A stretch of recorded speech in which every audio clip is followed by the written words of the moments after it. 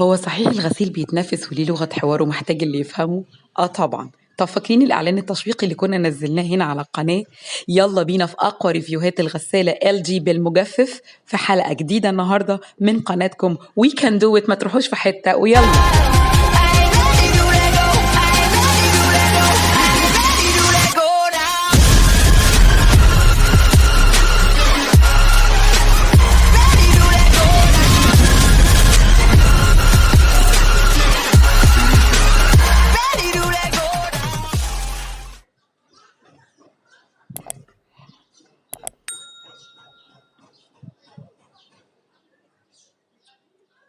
ازيكم عاملين ايه؟ يا رب ايامكم كلها تبقى جميله زي قلوبكم.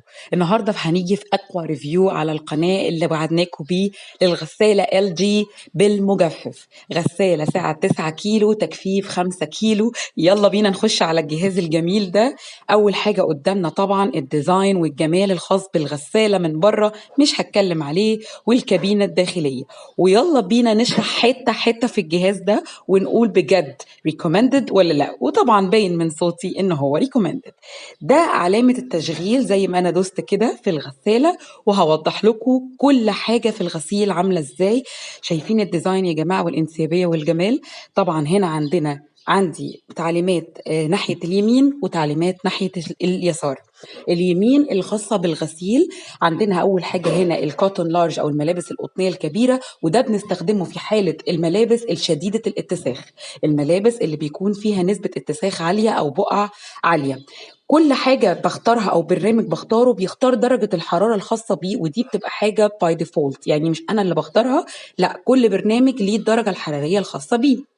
بعد كده عندي هنا الايزي كير او العنايه السهله، ونيجي لان انا بقلل شويه او الحاجات اللي التسخها اقل شويه.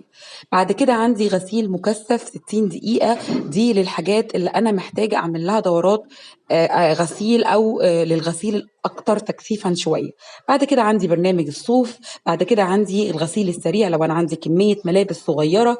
وبعدين عندي اخر برنامج هنا شطف ودوران. زي ما اتفقنا ان كل برنامج من البرامج اللي قدامنا دي ليها هنا عندي تايم للغسيل بيحدد لي في الغساله، وليها عندي درجه حراريه، وده برضو اللي بتحدده لي الغساله.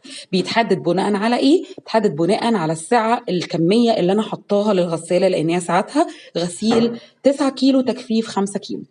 طيب نيجي بقى للسايكل التانية اللي هي التجفيف، واللي فعلا فعلا فعلا يا جماعة ممتازة جدا. عندنا أول برنامج خاص بالتجفيف مدته 2.5 ساعات تقريبا، اللي هو التجفيف، هحاول أجيب لكم الكاميرا، اللي هو تجفيف الكابورد دراي. كابورد دراي ده بيطلع لي الحاجة هشيلها على الدولاب تماما، مش محتاجه ان انا اعمل فيها اي حاجه، اتجففت تجفيف تام. طيب عندنا تاني برنامج الايرن دراي. الايرن دراي ده بيطلع لنا الحاجه منديه شويه، ده مدته بيبقى ساعه و43 دقيقه. يعني ايه منديه شويه؟ يعني انا ممكن احتاج اكويها زي ما اكون رشه كده بالاوتومايزر على اللبس وانا بكويه. عندي تالت برنامج للتجفيف اللو تمبريتشر دراي، اللي هو بيجفف بس بدرجه حراريه اقل، ودي للخامات الخاصه باللبس اللي مش محتاجه درجه حراره عاليه. طبعا بترجع لخامه اللبس زي الحاجات السنسيتيف زي الحراير والحاجات اللي زي كده. بعد كده عندي هنا ده التالت برنامج اللي هو لو تمبريتشر دراي والتجفيف بدرجه حراره اقل. بعد كده عندي هنا التايم دراي او مستوى التجفيف، ده انا ممكن اختاره لو الحاجه منديه شويه، انا ممكن اختار التايم بتاع التجفيف بتاعي، وده اقلهم استخداما. عندي بقى هنا الممتاز الستيم سايكل او التجفيف بتاع البخار. عندي نوعين منه، الالرجي كير او الحاجات اللي هي حساسه شويه، الملابس اللي عندها حساسيه او اللي احنا يعني الاستخدام بتاعها بيكون حساس وعايزه تجفيف بالبخار، زي مثلا الجواكت الخاصه بالبدل، زي الفساتين اللي خايفين عليها، زي ملابس البيبي، وده في البرنامج الثاني الاقطان. الحاجات اللي احنا عايزين استخدام ليها سنسيتيف قوي قوي قوي، تمام. طبعا التجفيف البخار هو افضل انواع التجفيف الخاصه بالملابس والتنظيف. تجفيف البخار ده ما بستخدمش فيه لا ميه ولا صابون ولا اي حاجه خالص، اللبس بيتحط بالاتساخ بس، طبعا ما ينفعش يكون درجه الاتساخ بتاعته عاليه، لازم تكون الحاجات الاتساخ بتاعها بسيط. تمام كده؟ تمام.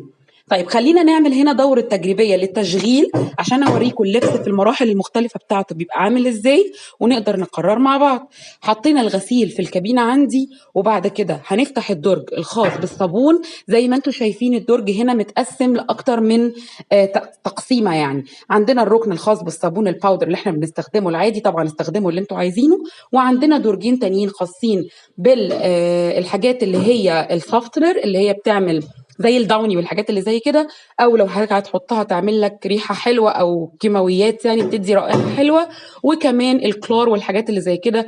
استخدم زي ما انت عايز، طبعا كل واحد بيستخدم اللي هو عايزه. هنا بقى بشغل التايم بتاعي. طبعا انا هنا حاطه كميه ملابس صغيره عشان هنعمل التجربه دي مع بعض، فهختار البرنامج الخاص بال 30 دقيقه او الغسيل السريع لاني عندي كميه الملابس بتاعتي قليله. تمام، انا هدوس بعد كده هدوس على الزرار اللي مكتوب عليه بلاي وعلامتين كده زي بتوع الستوب عشان الغساله تبدا. ويلا بينا نشوف بعد ما البرنامج خلص نطلع الغسيل قدامكم ونشوف الدنيا عامله ازاي. يا جماعه الديزاين بتاع الغساله فعلا ممتاز ممتاز ممتاز، حلو جدا وشيك وجميله وانسيابيه وما فيهاش صوت، حاجه كده ابداع بجد. يعني شركه ال جي ابدعت جدا في الجهاز ده. هنا بقى الغسيل زي ما انتم شايفينه طالع مندي شويه اللي هو المتعارف عليه في الغسيل العادي. طيب هنا هحط الغسيل وهعمل معاكم تاني تجربه وهي اللي انا عايزه اوصلها لكم، وهي تجربه التجفيف. هنا بقى هدوس على بلاي تاني وهبدا اختار البرنامج الخاص بالتجفيف المناسب ليا. طيب هختار هنا اول برنامج اللي هو التجفيف اللي هو كابورد دراي. زي ما قلت لكم هاخد اللبس هيتطبق تك على الدولاب، مش محتاجه لا اكويه ولا اعمل فيه اي حاجه خالص.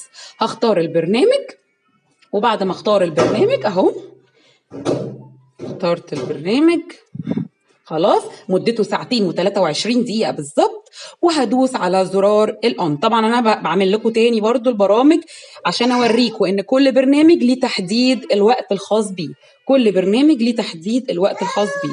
طب امشي لكم البكرة تاني عشان برضو تبقوا شايفين الدنيا تاني. خلاص تمام، ممكن اختار كمان الايرون دراي اللي هو اطلع الغسيل كمان مش درجه التجفيف بتاعته مش 100%. انا عايزه اوريكم ان كمان البرنامج اللي مش 100% هيبقى عامل ازاي. تمام، طيب خليني بقى نشوف التجفيف. طبعا الدوره بتاعتها الغساله ملهاش صوت، يعني تقريبا ملهاش صوت.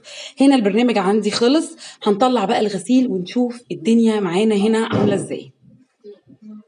بصوا بقى الغسيل يا جماعه طالع ازاي. اولا مفيش كرمشه، ثانيا الغسيل فعلا فعلا طبعا دي حاجات اقطان كلها حاجات بيت. تمام، البرامج طبعا اللي هي بتاعت الستيم بتبقى جميله جدا في الحاجات اللي احنا بنروح نوديها لدراي كليننج وبندفع عليها مصاريف قد كده.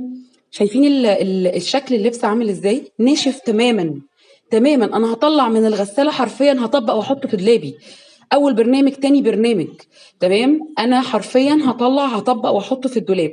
عايزه اقول لكم معلومه على السريع كده يا جماعه بالنسبه لخامات اللبس المختلفه.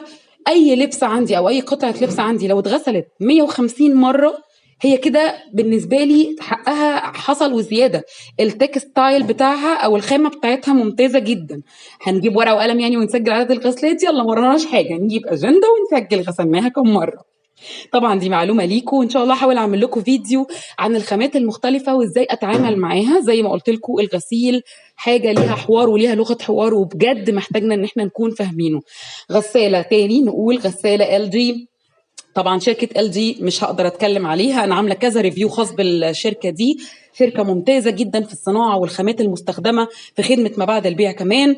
وغساله سعه 9 لتر في 9 كيلو في الغسيل و5 كيلو في التجفيف. انا طبقت زي ما انتم شايفين، انا طبقت اللبس وهشيله حرفيا، مش هعمل حاجه فيه اكتر من كده. تمام، بجد بجد هايلي ريكومندد جدا لاي حد عايز يشيل ميزانيه كامله للمكوى. هنستغنى عن المكوى، هنستغنى عن الدراي كلين، هنستغنى عن الدراي كلين اللي انا بروح اوديله بدل وحاجات زي كده. غساله بجد محترمه جدا جدا جدا، وسعرها بالنسبه لامكانياتها ممتاز جدا جدا جدا. انا برشح لكم الغساله دي بجد، ده اقوى ريفيو هتشوفوه للغساله دي بجد. ويا رب يكون عجبكم وفاتكم اللي مقدم على شراء الغساله دي بجد تحفه فنيه. شكرا لحسن استماعكم and thank you.